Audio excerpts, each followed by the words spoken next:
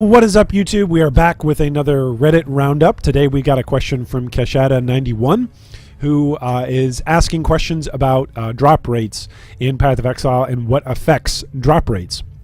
So he says, "Hey mate, I'm finding your videos amazingly helpful, and if you're open to the idea, I would like to request one. The topic would be farming and drop chances. Basically, I've been farming Blood Aqueduct for the humility cards, 6 out of 9 and counting, which has raised a few questions for me. Which mobs are dropping the good stuff? Is it just the rare ones and or the magic mobs, or can any mob in the zone drop anything on like a zone drop table? Are the normal chests and crates that are scattered everywhere worth opening when looking for stuff like divination cards? I figure the special magic rare chests are always worth opening, while the white special ones being upgraded with crafting then opened. I found a pair of magic find skill gems, and I'm wondering if they will stack if I apply them to the same attack skill. Final question that comes to mind is, does outleveling the zone reduce drop chance? It might just be RNG, but I noticed when I started at level 68, I got my cards pretty quickly, first 4 in about 3 hours, and closer to when I stopped at level 74, the 2 others I found had taken around 4 hours. Anything else you have on the topic would be fantastic as well." All right, so if we boil down Keshada's question, it basically comes down to, hey, let's talk about drop chance. Drop chance in Path of Exile and what mobs drop and how those rolls are determined. So today we're going to talk about drop rate and increased item rarity, as well as increased item quantity and drop penalties. So there are 2 modifiers that affect drop rates in Path of Exile. The first is increased item rarity, and the second is increased item quantity. Now there are 3 potential sources of these modifiers. So first is the player, which is your skills, your passive, your gear, etc. So if you notice, or you're following a guide that is a magic find character, maybe you're using Ventur's Gamble, maybe you're using a Wind Ripper, it's going to have stats on it that increase or affect the increases in item rarity or the increases in item quantity. So that's all based off of your player. Those skill gems that you mentioned, Keshada, are going to be based on your player. Then secondly, the second potential source for modifying item rarity or quantity is the monsters. So bosses, as well as rogue exiles or champions, or what they're referred to on the wiki, have got different sets of drop rates for their item rarity and item quantity. So that can be a potential source for those modifiers to change. And then lastly, party bonuses. So depending on the number of players that are in your party and in your instance playing together, the game actually rewards you. It gives you increased item rarity and increased item quantity to the drop rates as there are more players in your party. This is why if you're really looking to farm currency, and when I'm farming maps or when I'm farming for currency on a particular scale, I'll just open up a party and let other people come in and use the portals, because I know I'm going to be safe. I'm the one choosing the maps, and I'm the one choosing the tiers to farm on, and by adding 5 other players to get to a full 6-man party, we're having increased item rarity and increased item quantity. So how do the numbers break down, and how does this all work? So modifiers from the player stack additively with each other and are subject to diminishing returns. Modifiers from the party bonus and monsters stack additively with each other and are not subject to diminishing returns. Basically what that says is, hey, there's a threshold where at a certain point you're simply getting less bang for your buck as you get on your player increased item rarity and increased item quantity, whereas as you continue to grow your party size or as you continue to fight certain types of monsters, there's no threshold there where you're getting diminishing returns. There's no less bang for your buck. It's always better bang for your buck. The total player bonus stacks multiplicatively with the total party and monster bonus. So let's talk really quickly about the differences between item rarity and item quantity, and then we're going to talk about drop penalties. So increased item rarity. Increased item rarity percentage modifiers increase the chances of an item being magic, rare, or unique.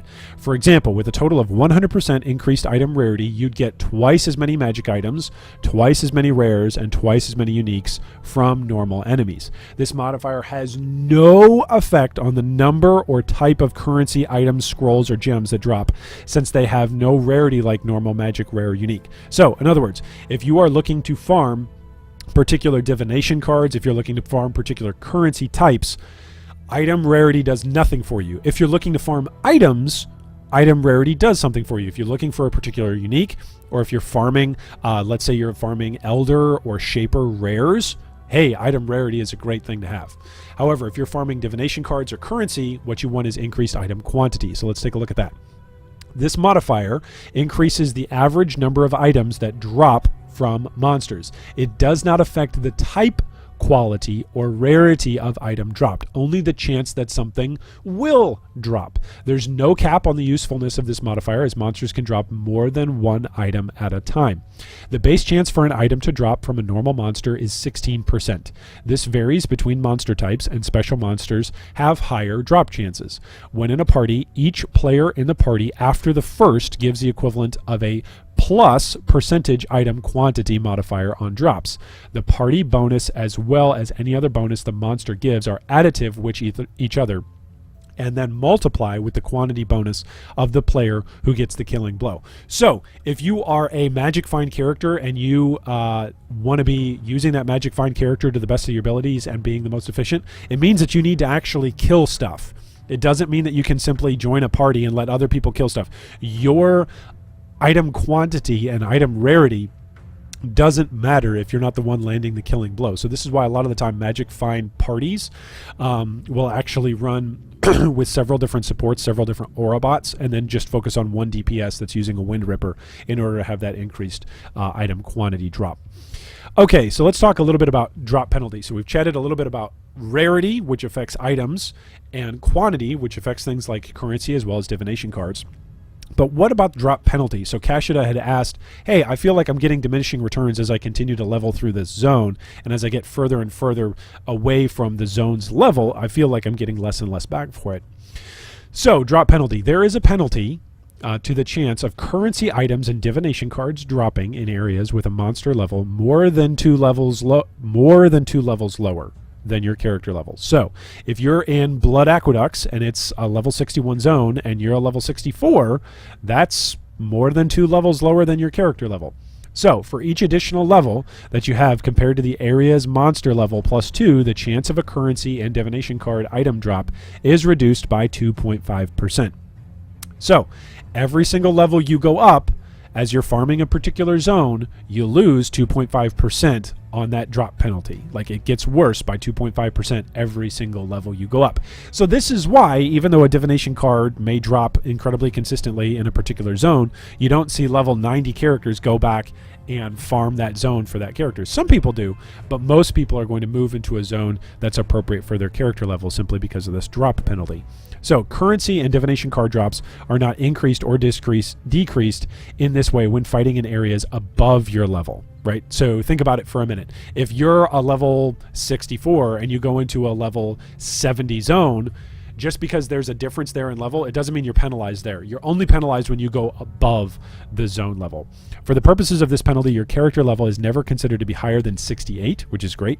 Therefore, a level 75 character receives no penalty in a level 66 zone. So, Blood Aqueduct, this is why a lot of people farm Blood Aqueduct for a very long time for their humilities, because you can farm it for a good while.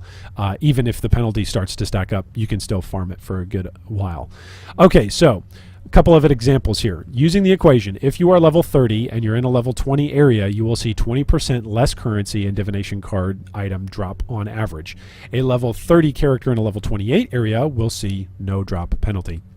So there you go. That's the difference between increased item rarity, increased item quantity, and drop penalties. Now, in regards to the drops, the questions that you're asking about particular drops in particular areas, so which mobs are dropping the good stuff, everything can drop stuff, but divination cards are restricted to particular zones. So a divination card is a type of item that can be collected in exchange for reward. There are many different cards, each one dropping in a different part of the game and granting a different reward. So the biggest factor to take away from here is, as you're looking at the list of divination cards, is to see that while items can drop and all sorts of items can drop as long as it's within the restricted level of it dropping, divination cards don't act like that. So in other words, if you're in a particular level of zone and you're looking for a particular item level of a particular item, it's got a better chance of dropping in that zone. So let's say you're farming a zone that's a level 61 zone like Blood Aqueduct. Why is it that you're not going to have items drop that are item level 23? Well, because that's not the zone that they're going to drop in. You're going to have stuff that's much more closer to item level 61.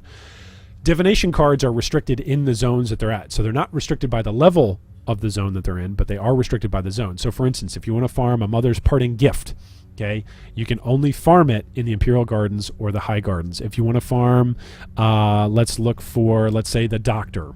Okay, let's just go look for the Doctor. The Doctor is available in Burial Chambers, in the War for the Atlas, or Spider Forest. So the Doctor is by far the most coveted card, as it's the Headhunter card. The Fiend is the other one, which is another way to farm your Headhunter. It farms a corrupted Headhunter, but you've got to look for it in the museum map. That's where you can look for it. You can also look for it in the shrine map during the War for the Atlas. So there's a couple of different ways that you can go about this when you're farming divination cards. The first is to say, okay, the card that I want drops in the zone that I want, and therefore I'm just going to farm that zone. And that's perfectly fine. You can totally do that. The other way to do it is through trade. You can simply look at prices and go, hey, where's that divination card I want? What's the regular going rate? I'm going to try and get it at the cheapest going rate as I'm farming a divination card. Anyway, so that hopefully answers your question about which mobs drop the good stuff. If you're looking for, cards that drop particular things, so let's say you're looking to farm a Headhunter and you're not looking in the shrine map, or you're not farming Burial Chambers, you're not going to find a Doctor. If you run a million maps that aren't Burial Chambers, you're never going to find a Headhunter, unless it comes from like some random, loot crate or a chest that you've unlocked, like a Diviner's chest, and it drops. And even there, it would just be ridiculous that would happen. So when you're looking for divination cards, you've got to look in the particular area where the divination card can actually drop. Otherwise, you're simply not going to find it. So cash it out. Hopefully, I hope that answers some of your questions. I hope that wraps it up. I hope if you've got questions like Cash It does, you can send me a PM via Reddit. You can leave us a comment down below on any of our videos, and we will get back to you as soon as we can, hopefully giving you a prompt and quick and helpful response. As always, like and subscribe for more PoE daily related content that answers your questions and helps all of us get rich, whether that's playing Bank of Exile, getting started in PoE, or whether that's using different PoE tools. Love making these videos and love helping the community. So if you've got a question or an idea, feel free to send it my way and we'll make it happen.